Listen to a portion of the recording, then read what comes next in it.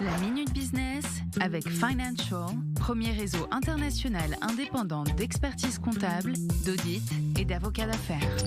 La Minute Business sur i24 News, bienvenue. Business et football aujourd'hui. On va parler des droits TV. Bonjour Gilles Belaïch, notre expert, et ça ne va pas fort en ces temps-ci pour les clubs de Ligue 1. Que se passe-t-il ces derniers mois?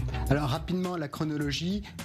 Chaque 4 ans, la Ligue nationale de football met en vente les droits de diffusion d'images télé de la Ligue 1, la première ligue française. Ça représente à peu près un marché de 780 millions d'euros de droits annuels. Avec ces droits-là, la Ligue, bien sûr, se finance, mais reverse une grosse partie de ces revenus-là à chacun de ces clubs pour qui cela représente 50% des revenus total de ce club. 130 millions d'euros pour l'Olympique de Marseille, mais 658 millions d'euros pour le Paris Saint-Germain. Et là, nous sommes dans un contexte où les premières échéances qui devaient être payées par Mediapro, c'était espagnol, qui diffuse sur la chaîne Téléfoot, les échéances n'ont pas été payées ni en août, ni en octobre, alors que le contrat était clair sur ce point. Pourquoi ce refus de payer? Alors, en fait, la Ligue dit Mediapro n'a pas l'argent, et en fait, ils se sont avancés sans avoir les fonds, et Mediapro dit non, le contexte est différent, il y a le Covid, il y a le fait que les revenus publicitaires se sont écroulés,